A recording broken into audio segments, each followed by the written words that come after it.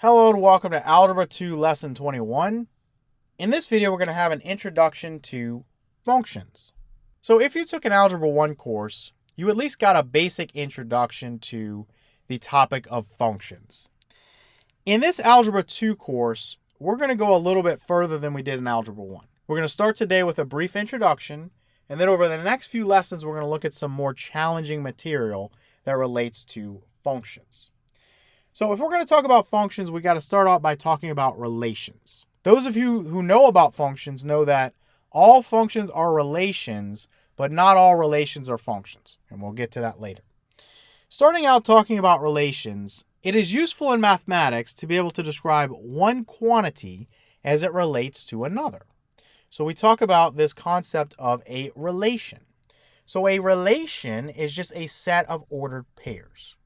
And when we talk about a set, again, that's a collection of some stuff. So to get a little bit of an understanding here, let's look at an easy example. Let's say that you're given this scenario. So we have that a grocery store cashier is paid $12 per hour worked. So $12 per hour worked. The amount earned each week is based or dependent on how many hours they work.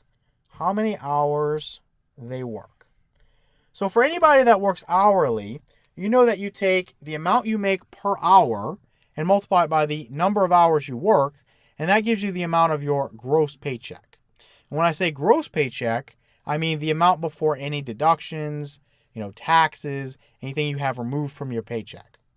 So to model this, we can use two variables. I would let one variable, let's say x, be equal to the number of hours worked. So if I multiplied $12, which is the amount earned in an hour, times the number of hours worked, I would get a gross paycheck. So let's let something like y, let's say then y would be equal to the amount of the gross paycheck. So I can take 12, again, the amount earned per 1 hour, multiplied by x, which represents the number of hours worked, and I should get y, which is the amount of the gross paycheck. So we have modeled this with an equation. So I'm going to say that y is equal to 12x. Once again, this is the amount earned per hour. This is the number of hours worked. And again, you multiply those two together and you get the gross paycheck. Now, to make our example even simpler, let's say that the amount that she can work in a week could be 0 or any integer value up to and including 40. So she could work 0 hours a week, 1 hour a week, 2, 3, 4, so on and so forth, up to the number 40. So for x, it could be equal to, we'll represent this starting with 0, 1, 2, 3. I'll put my 3 dots, and then I'll end this with 40. So any integer value, including 0 and including 40, and anything in between. So let's use this information to generate some ordered pairs. So I have here y equals 12x. I'm going to make a little table for ordered pairs. So again, x can be an integer beginning with 0 and up to and including 40. So the first ordered pair, if I put a 0 here for x, 0 times 12 is 0. And that makes sense. If I don't go to work at all, or I work 0 hours, I would expect to make nothing. Now, the next ordered pair, if I work 1 hour, I would get 1 times 12, or 12, for my paycheck. And we continue this. If I work 2 hours, 2 times 12 is 24. And we would go all the way down. Eventually, we get to 40. And that would give us what? 40 times 12 is 480. So this relation would look something like this. It's a set of ordered pairs. So we would have 0, 0. We would have 1, 12. We would have 2, 24.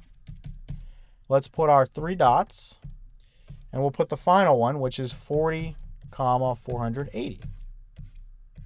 So this is a relation. Remember, I told you it's just a set of ordered pairs. And these ordered pairs relate the number of hours worked to the gross paycheck in this scenario. So we can use this example to gain a few insights about relations in general. So there are two types of variables we're going to work with. The first type is called an independent variable or an input for us. Generally, this is going to be x. So x here is your input. The second type of variable is known as a dependent variable or output. So y is generally reserved as the output. So this is your dependent variable or your output. Now, why do we say independent variable or input? Why do we say dependent variable or output? Well, the independent variable is something you would choose. So let's say I'm a worker, and this isn't 100% accurate, but typically I would choose how many hours I would work, right? I would say I make a choice of how many hours I would work, and then I get a paycheck based on that. So my independent variable is how many hours I work. My dependent variable is my paycheck. My paycheck depends on how many hours I chose to work. And I know in the real world it's, well, my employer made me work this, or my employer only let me work this. I get that. But let's just say there's a perfect scenario where you can choose any amount of hours you want to work. You can work between 0 and up to 40 hours in 1 hour increments. All right, so two other things that we want to talk about. We want to talk about domain and we want to talk about range. And these are very important concepts for us, and they're going to get super complicated as life goes on in math. Right now, they're very, very easy to understand. So a domain is just the set of allowable values for the independent variable or for x. So the domain, in this case, I told you, was the set of integers starting at 0 and going up to and including 40. So this would be your domain.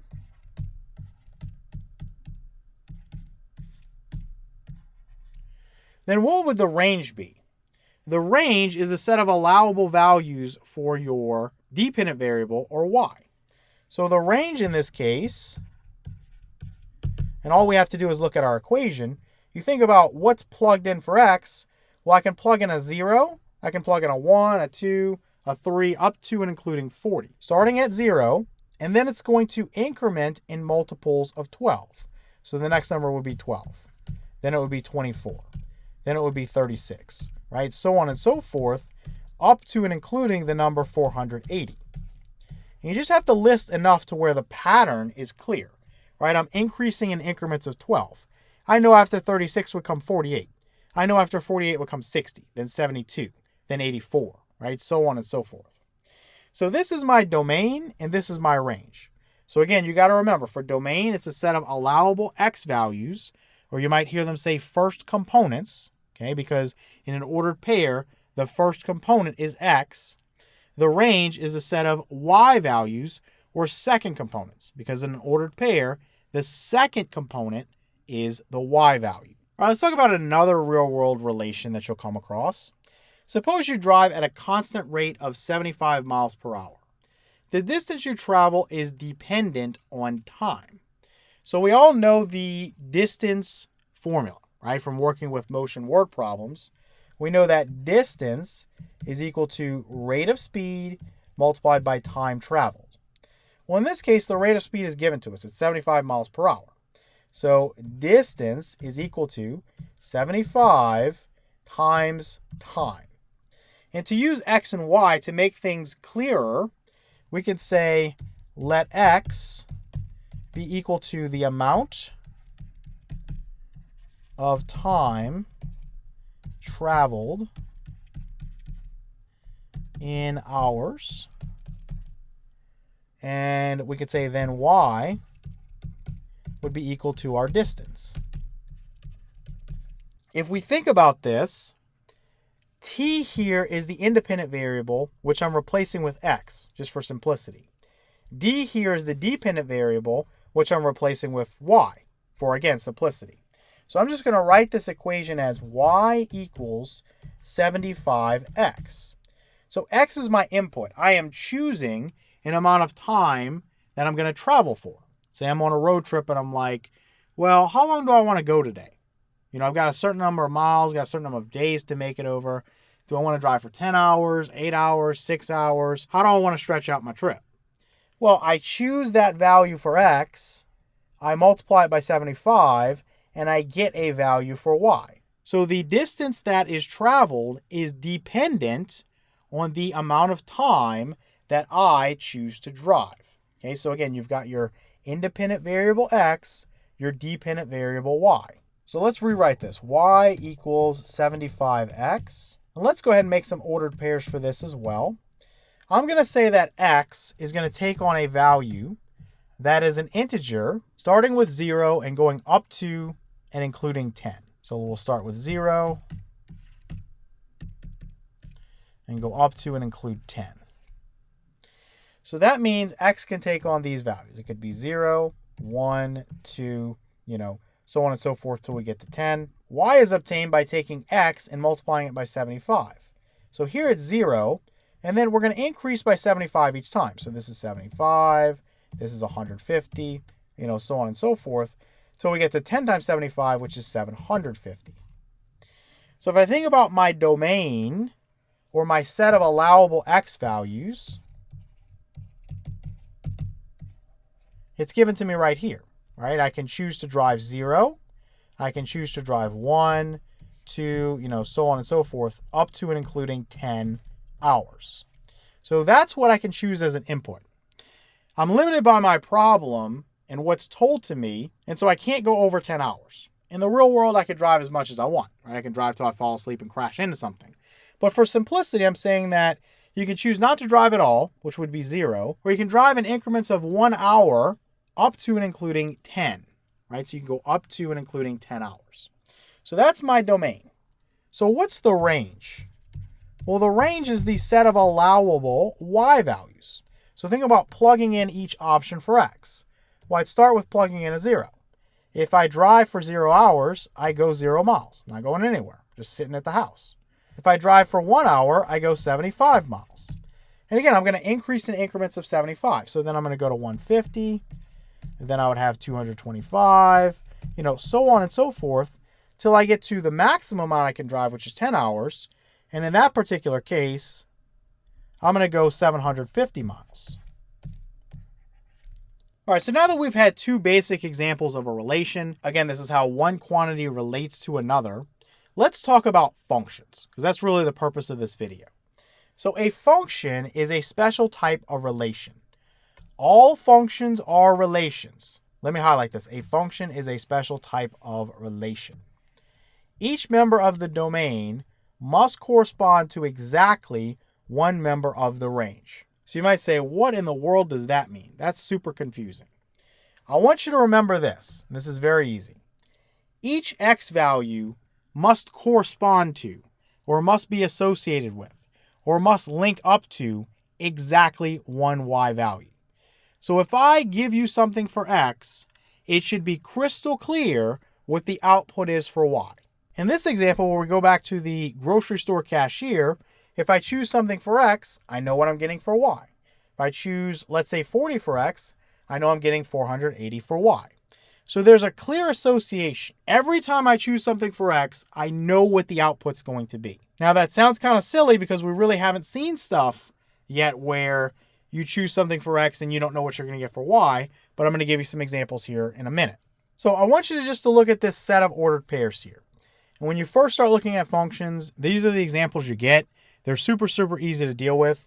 All you're looking for here is duplicate X values. Okay, I'm just going to boil it down to that. If I look through my ordered pairs, I have 0, 3, 2, 1, 3, 7, and 2, 4. Do I have a duplicate X value? The answer to that is yes. I have a 2 here and a 2 here. This is not a function.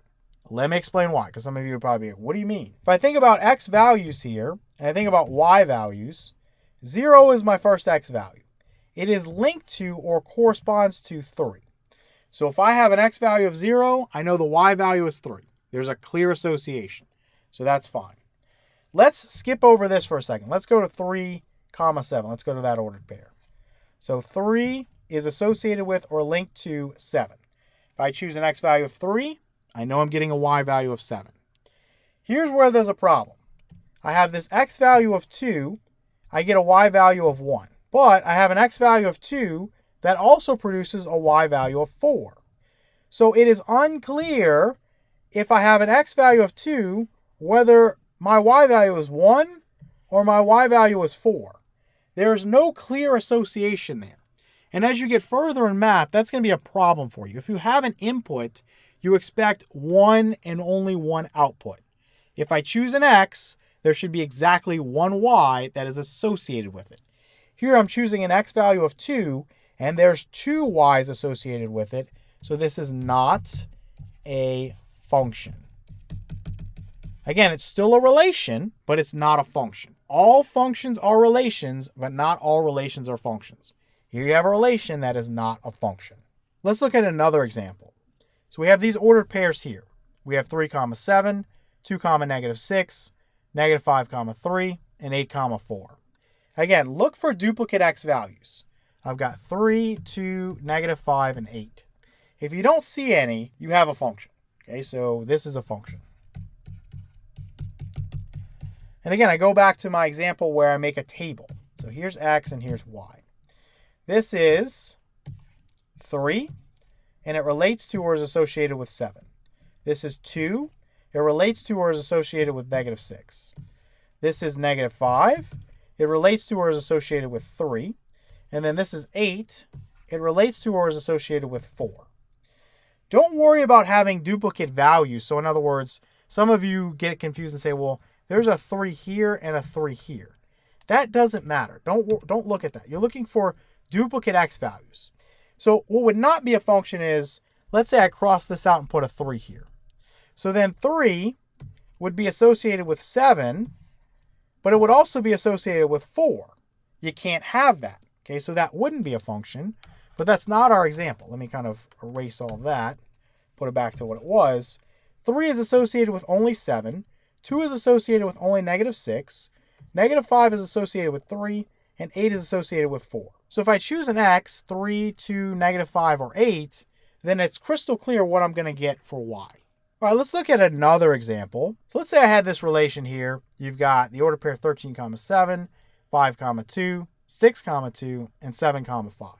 I look for duplicate x values. 13, 5, 6, 7. There are no duplicate x values, so this is a function. This type of example is very, very simple to get past. One thing that will confuse you, especially when you first start, it used to confuse me, if you write down, let's say 13, that's associated with 7. 5 is associated with 2. 6 is also associated with 2. And then 7 is associated with 5. You might say, whoa, hold on. You've got a 2 here and a 2 here. That's not a function there. It's just not going to work. It's okay. A y value can be linked to 2 different x values. That's okay. It's crystal clear if I tell you x is 5, you know that y is 2. If I tell you x is 6, you know that y is 2. That's what I'm looking for with a function. I give you an x, you can spit out a y. If, for example, I was to erase this and put this as a 5, well, now we'd have an issue, right? Because this 5 here would be linked to or associated with 2 and also 5. Okay, it's all about the x value. If I give you an x value now of 5, I don't know whether the y value is 2 or 5. There's no clear association. So again, it's all about the x value.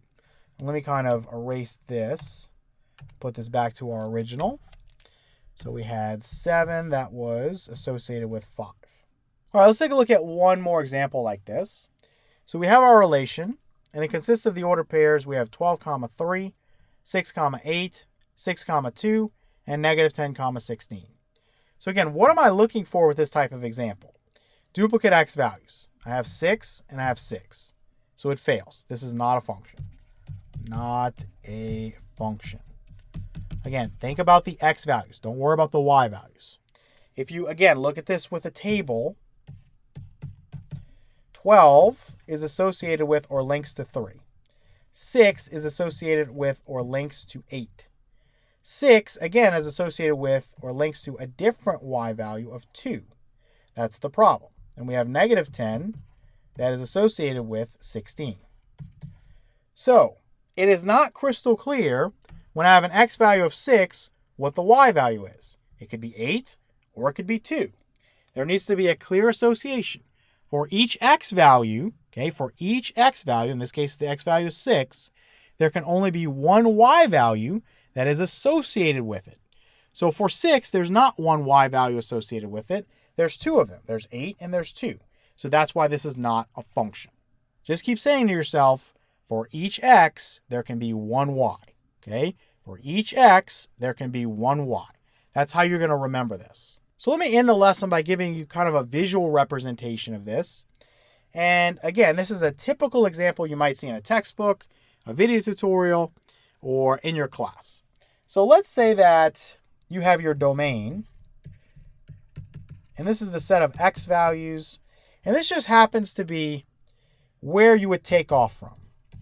So take off cities. So this is your domain. And to keep it simple, I'm just going to use 3 cities. Let's say there's New York. Let's say that there's Atlanta. And let's say that there is New Orleans. Now, in my land of y, that's my range. Okay, so my range is y. This is the destination.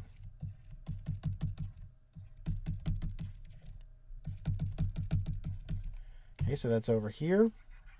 This is my land of y. So let's say that there's a destination of Los Angeles. Let's say there's Portland. And let's say there's Tacoma. So think about x values as I'm taking off. Again, y values as destination cities or places that I will arrive. So for a function, there's a 1-to-1 correspondence. I leave from New York, I go to Los Angeles. I leave from Atlanta, I go to Portland. I leave from New Orleans, I go to Tacoma. So this is an example of a function. This is what we want, right? Because we say, hey, I'm leaving from New York, I need you to pick me up in Los Angeles. There's a clear association, I know where this flight's going to land. I'm leaving from Atlanta, I know I'm going to end up in Portland. I'm leaving from New Orleans, I know I'm going to end up in Tacoma. So this is a function, there's a clear association. What's an example where it's not a function? Well, let's say that the flight from New York is associated with Los Angeles and also Portland. Let's say the one from Atlanta is associated with Tacoma. Let's say the one from New Orleans is associated with Los Angeles. Well, where there's a problem now is that this flight from New York is going to land in Los Angeles, and it's also going to land in Portland. So imagine you get on this plane, and you don't know where you're going to land. So you're calling people, you're like, hey, I might need you to pick me up in Los Angeles, but it also might be landing in Portland, so can you kind of, call me right before I land? It's not a function because in this particular case, there's no clear association. I have a value for x, which is New York, that is associated with 2 different values for y, Los Angeles and Portland. So it's not a function because there's no clear association. So this would not be a function. So not a function.